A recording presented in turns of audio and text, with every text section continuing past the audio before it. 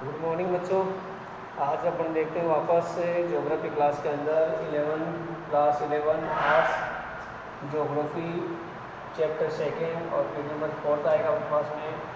अपन पढ़ रहे थे पृथ्वी की उत्पत्ति और विकास।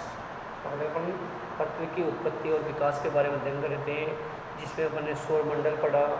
सौरमंडल के कितने ग्रह हैं, उपग्रह हैं, सौर निर्माण कैसे हुआ, निहारिकाएँ किस प्रकार की हुई, प्रकाश वर्ष क्या है। इसके अलावा अपने तारों का निर्माण, ग्रहों का निर्माण, पृथ्वी उत्पत्ति में सिद्धांत दिए हुए वो गुब्बारे का प्रयोग, ये सब अपन ने पढ़ लिया है। इसके अलावा आज अपन देखेंगे कि हमारी पृथ्वी के ऊपर चंद्रमा की उत्पत्ति कैसे हुई और स्थलमंडल, जलमंडल, वायुमंडल और परजीवन की उत्पत्ति के बारे में पढ़ेंगे। ये पढ़ने के लिए अपन देखते हैं कि ये सब पृथ्वी सौरमंडल का निर्माण करते हैं और पृथ्वी की उत्पत्ति के विकास में अपना योगदान किस प्रकार से देते हैं। तो ये चंद्रमा पृथ्वी का एकलौता प्राकृतिक उपग्रह है। तो बताइए, प्राकृतिक का अपने पास ग्रहों की संख्या, उपग्रह संख्या इतनी है अपने पास। उपग्रह अपने पास, टोटल उपग्रह अपने पास है 63। कितने हैं? 63 और 8 उपग्रह हैं। और 9वां जो उपग्रह बनाया गया है वो प्लेटो को बनाया गया है, जो कि एक बोने ग्रह के रूप में विख्यात किया गया। इसको 2006 की कॉन्फ्रेंस के अंदर इसको रखा गया है कि इसको सौरमंडल में सदस्य बनाया जाए या नहीं बनाया जाए, ये कॉन्फ्रेंस में रखा गया है। तो अपने पास पढ़ रहे थे चंद्रमा। तो चंद्रमा सहित हमारे पास 63 उपग्रह हैं। कितने उपग्रह हैं? 63। पृथ्वी की तरह चंद्रमा की उत्पत्ति संबंधी मत प्रस्तुत किए गए हैं। जिस प्रकार पृथ्वी की उत्पत्ति के बारे में बताया गया है, उसी प्रकार चंद्रमा की उत्पत्ति के बारे में बताया गया है। कुछ विद्वान ये मानते हैं कि पृथ्वी की और चंद्रमा की उत्पत्ति एक साथ हुई है, और बिल्कुल सही भी है। तो जितने विद्वानों का यही मत है कि पृथ्वी की और चंद्रमा की उत्पत्ति एक साथ हुई है। वो कैसे हुई है उसमें बताया गया है। पृथ्वी की उत्पत्ति कैसे हुई है कि जब सूर्य के चारों एक सिगार नाम का जो तारा है, सिगार नाम का जो पदार्थ है, वो चक्कर काट रहा था। जैसे ही सूर्य के पास से गुजरा तो उसमें विस्फोट स्थिति हुई और आगे वाला हिस्सा, गोल घुमता हिस्सा था सिगार का, वो टूट गया और पीछे वाला जो हिस्सा वो टूट गया। तो दोनों के टूटने से एक दूसरे चक्कर काटने लगे। जो सूर्य के चक्कर काटने लगा वो पृथ्वी ग्रह के रूप में बन गया, और पृथ्वी के जब चक्कर काटने लगे उसे उपग्रह के रूप में, चंद्रमा के रूप में जाना गया है। इसलिए कहा जाता है कि पृथ्वी की और चंद्रमा की उत्पत्ति एक साथ मानी गई है। सर चार्ल्स डार्विन 1838 में कहते हैं कि प्रारंभ में पृथ्वी व चंद्रमा तेजी से घूमते हुए एक पिंड थे।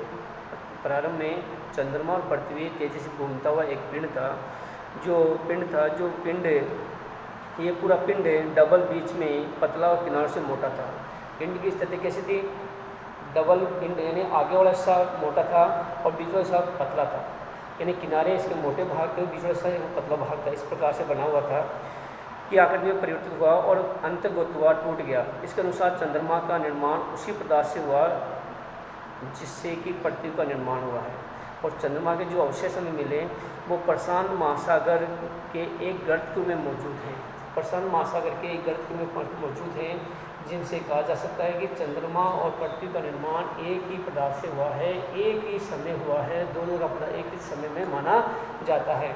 इसलिए कहा गया है 1938 के अंदर सर जॉन डार्विन ने कहा पृथ्वी और चंद्रमा निर्माण दोनों का एक समान हुआ है।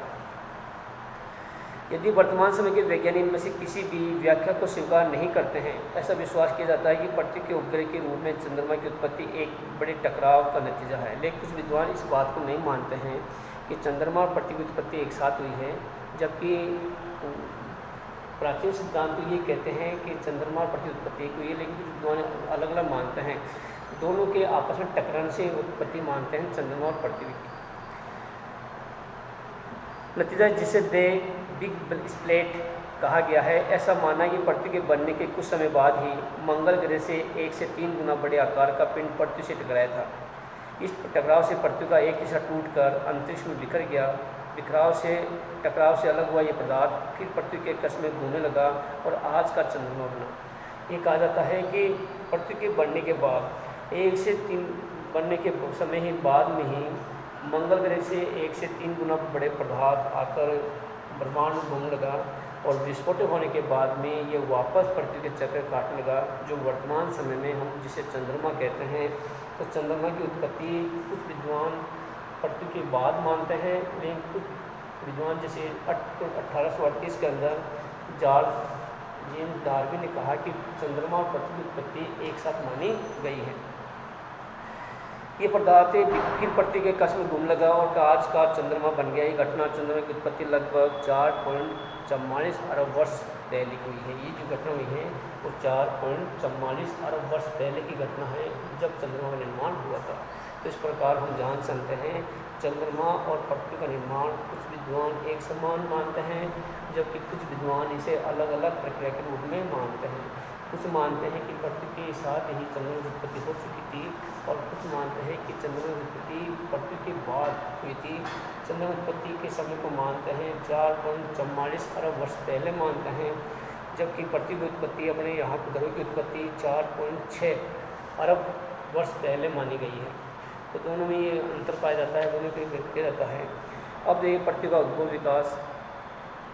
पृथ्वी चट्टानी गर्म और वीरान ग्रह थी, जिसका वायुमंडल में विरल स्थान था। चंद्रमा पृथ्वी का जो उत्पत्ति हुई थी, उस समय पृथ्वी की जो स्थिति थी वो वीरान थी और गर्म लावा के रूप में थी, जिसे पेंजिया कहा जाता था। क्या बोलते थे उसे? पेंजिया कहते थे। और इस पेंजिया वीरान ग्रह थी जिसमें हाइड्रोजन और हीलियम की मात्रा पाई जाती थी। आज की पृथ्वी के वायुमंडल में बहुत से अलग बातें हैं। कुछ ऐसी घटनाएं भी हैं, क्रियाएं हो जो भी होगी, जिनके कारण चट्टानी वीरान गर्म और पृथ्वी एक सुंदर ग्रह के रूप बन गई। अब इसमें कई प्रकार की भौगोलिक एक क्रियाएँ उत्पन्न हुई, जिसके कारण आज ये सुंदर पृथ्वी हमारे सामने नजर आ रही है।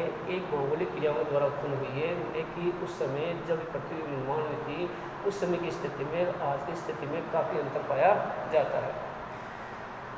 पृथ्वी एक सुंदर ग्रह के रूप में परिचित हो चुकी है और यहाँ बहुत सा पानी और जीवन के लिए अनुकूल वातावरण हो चुका है। कुछ भागों में आप पढ़ेंगे कि 460 सालों के दौरान ग्रह पर जीवन का विकास हुआ है। देखिए अभी मैंने आपको बताया कि 4.44 अरब वर्ष पहले चंद्रमा निर्माण हो चुका था और पृथ्वी निर्माण 4.6 अरब वर्ष पहले हुआ था, और इस पर पृथ्वी पर जीवन की उत्पत्ति 460 करोड़ वर्ष पूर्व जीवन का विकास पहली बार पृथ्वी के ऊपर हुआ।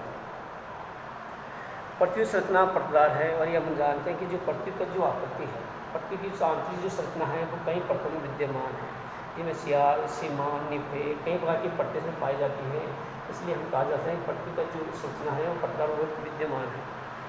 वायुमंडल के बाहरी छोर से पृथ्वी के कोर तक जो पदार्थ है वो एक समान नहीं है, और इस पृथ्वी के जो आंतरिक भाग में है वो जब भी सभी परतों के अंदर अलग अलग विशेषता पाई जाती है, सभी परतों के अंदर अलग अलग प्रकार के पदार्थ पाए जाते हैं, एक समान पदार्थ नहीं है, असमानता पाई जाती है। वायुमंडल में पदार्थ को घनत्व सबसे कम है। पृथ्वी की सतह से एक भीतरी भाग तक अनेक मंडल विद्यमान है, जिनमें सियार, सीमा, निफे तीनों के अलग कोण हैं, तीनों की अलग विशेषता पाई जाती है, तीनों की अलग दूरियाँ पाई जाती हैं, तीनों में पाए जाने पदार्थ भी अलग है। जैसे अपने सियार परत है, सियार पर ठोस अवस्था पाई जाती है। कौन अवस्था पाई जाती है? ठोस अवस्था के अंदर पाई जाती है। सीमा परत जिसमें लिक्विड अपने पास मैग्मा, लावा पाया जाता है, और निचली जो परत अपने पास है निफे, जिसमें अपने पास कोण परत भी कहते हैं, इसमें निकिल और थेरियम के प्रकार के पदार्थ पाए जाते हैं। तो सभी में अलग प्रकार के पदार्थ पाए जाते हैं। इसके बाद ही पढ़ते हैं अपन पढ़ेंगे आज पृथ्वी के ऊपर पाए जाने वाले स्थलमंडल, जलमंडल, वायुमंडल और जीवन की उत्पत्ति। जीवन की उत्पत्ति बारे में बता दिया मैंने कि पृथ्वी पर 460 करोड़ वर्ष पूर्व पृथ्वी के ऊपर जीवन की उत्पत्ति के बारे में बताया गया है। जीवन की पहली बार उत्पत्ति हुई, जीवन का विकास हुआ, तब जाकर पृथ्वी पर आज ये स्थिति उत्पन्न हुई है। स्थलमंडल ग्रहणों खगोलीय पिंड ज़्यादातर एक जैसे ही बने हुए हैं, हल्के पदार्थों के मिश्रण से बने हैं। उल्काओं के अध्ययन से हमें सब बात का पता चल जाता है कि बहुत से ग्रहों को इकट्ठा होने से ग्रह बने हैं। ये अपन जानते हैं ग्रह का निर्माण कैसे हुआ है। बहुत सारे ग्रहों के आपस में झुंड बनने के बाद में ये झुंड पृथ्वी के सूर्य के चक्कर काटने लगे, और एक झुंड के गुरुत्वाकर्षण बल के द्वारा एक झुंड बन गया, और झुंड बनकर बड़ा रूप धारण करने के बाद में एक ग्रह का निर्माण हुआ है।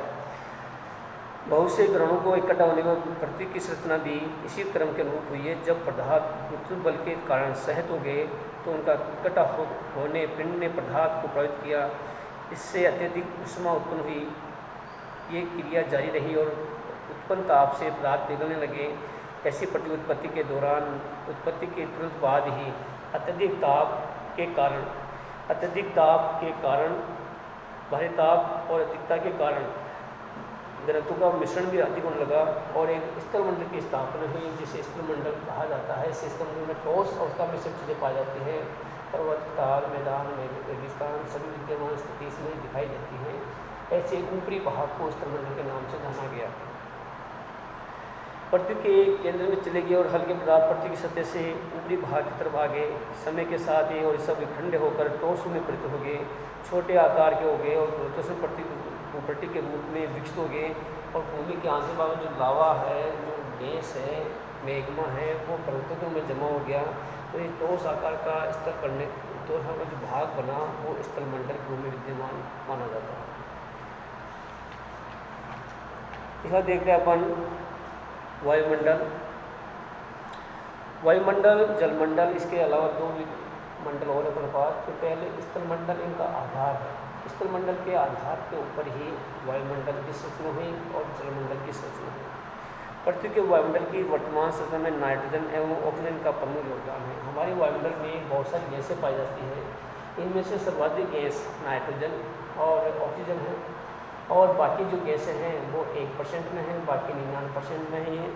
बाकी गैसों के अंदर जो हल्की गैसें, जहरीली गैसें हैं, जैसे हीलियम है, ऑर्गन है, हाइड्रोजन है, इसके अलावा कार्बन डाइऑक्साइड है, मीथेन है, ये हल्की गैसें हैं जो धरातल से काफ़ी ऊंचाई में पाई जाती है। जबकि भारी गैसें ऑक्सीजन और नाइट्रोजन गैसें धरातल के समीप पाई जाती हैं। ऑक्सीजन जीव जंतु के श्वास क्रिया के अंदर काम आती है, जबकि नाइट्रोजन हमारी भूमि की उर्वरक शक्ति को बढ़ाने के लिए, पेड़ पौधों के लिए, पोषण करने के लिए काम में आती है। वायुमंडल की संरचना के संगठन और 8 अध्याय में बताया गया है। वायुमंडल, वर्तमान वायुमंडल के विकास की 3 अवस्थाएं हैं। इसकी पहली अवस्था में आदिकालिक वायुमंडलीय गैसें का ह्रास, दूसरी अवस्था में पृथ्वी के भीतर से निकलने वाली भाप, जलवाष्प वायुमंडल के विकास में योगदान किया है। अतः वायुमंडल की संरचना को जैवमंडल के रूप में विकसित किया गया है।